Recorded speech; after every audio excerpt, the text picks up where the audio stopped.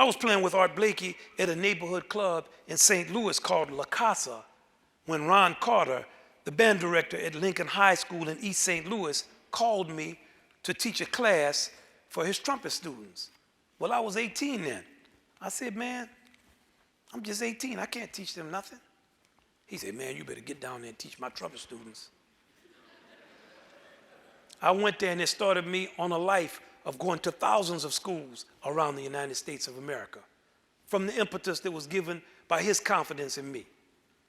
Just this past month, his 21-year-old son, drummer Brian Carter, led a band in Jazzy Lincoln Center's education program for middle school students in the New York City public schools. We're going to be doing 120 performances just this year for New York City public school students. Just a few years ago, one of my former students, Carlos Enriquez, taught me how to hear clave and gave me the understanding that to write Latin on a piece of music was meaningless because each groove is specific and should be identified by name. Bolero, danzón, mambo. What does Latin mean, bro? Actually, he told me, it's disrespectful and ignorant. Ali Jackson, another musician I taught as a youngster, showed me the proper way to notate Max Roach's drum pattern on Bud Powell's Un Poco Loco. I was doing an arrangement of Un Poco Loco, and I kept trying to figure out what Max was doing, and I thought I had figured it out. So I called Ali to tell him, man, I think I figured out what Max is doing in Un Poco Loco. He said, yeah, what is he doing? I said, something that's like a triplet. He said, no, man. It's a paradiddle that's mixed up this way. Max had showed him. This education in music is all a cycle. It's a continuum. You know, it seems like just yesterday, I was in a high school band room struggling to play March Grandioso. Now we have so many things that were unimaginable then. The internet, smartphones, Skype, YouTube.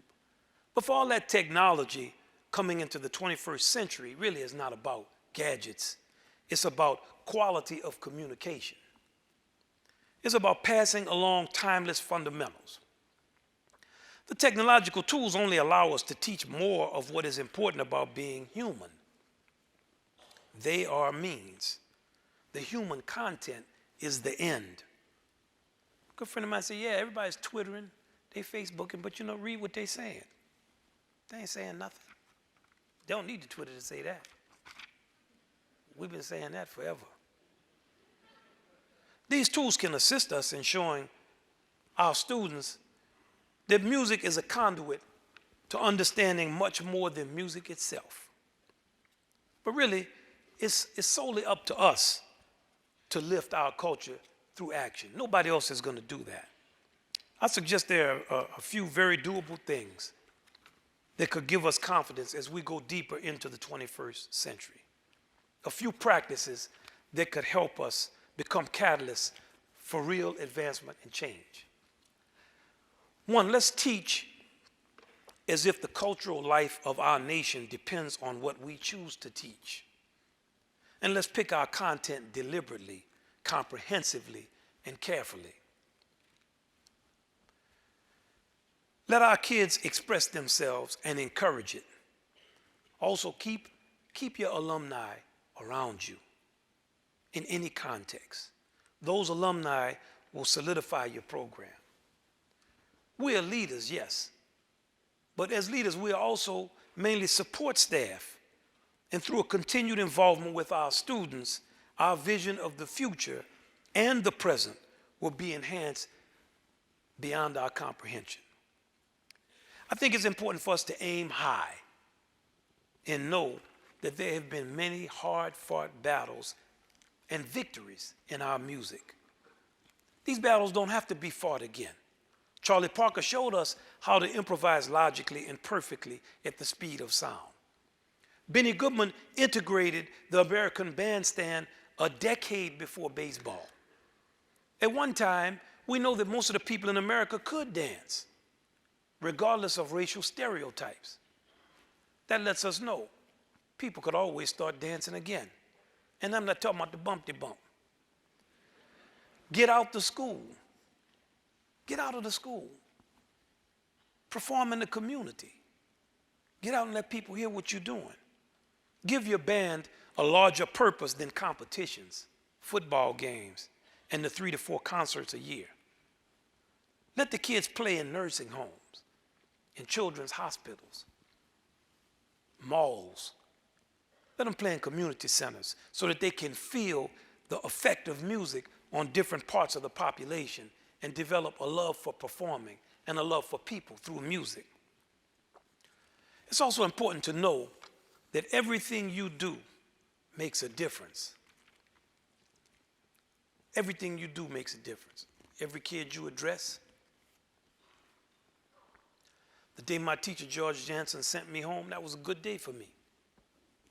It made me understand. You're not above this material, son. You're just another person here playing trumpet who's not taking care of business. Get out. It's too serious for this type of play at this time. Everything you do makes a difference. And it's all very personal. And it's all much deeper than notes. It's much, much deeper. It's the art of the invisible. It's the shaper of emotion. The organizer of thought. It's so serious, it's a joke. It's spirit. It's smoke. It's that cry. I'm talking about that holy holler. It's so much deeper than the notes. That's why you're going to call Ricardo's mother to see what can be done about him teasing his sister so you can hear a bass instrument at 6:30 in the morning after a 2-hour drive.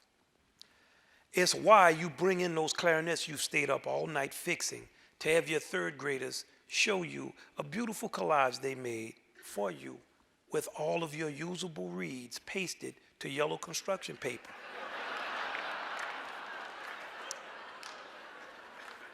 It's why you tell Matt and Trayvon they blew it with the clarinet player. You sit them on opposite sides of the section and have them clean the band room and rack the stands and chairs for the next month. It's why you console your crestfallen trumpet soloist and cajole Mrs. Lutz. It's why you convince Principal Bud Sneck, and it's why you collect that $400. It's why you go through everything imaginable to let Melissa stay in your already overcrowded house. It's all because this is all so much deeper than notes. It's music. And just the name bespeaks spirituality and sophistication and solemnity and so much swaying and swooping and the specialness of soul. It bespeaks the blues and saying what you have to say. In music is everything from the movements of the heavens to the chirping of crickets, the whispers of new lovers, the chirp and clipped cadence of embattled couples, and the lonely cry of the brokenhearted. It's the exhortations of a country preacher and the mysteries of the midnight moan. It's the super trite jingle of a TV commercial and the collected travail of a people in song. The voice of morning prayer that stops cities and the anthem that calls a nation to attention.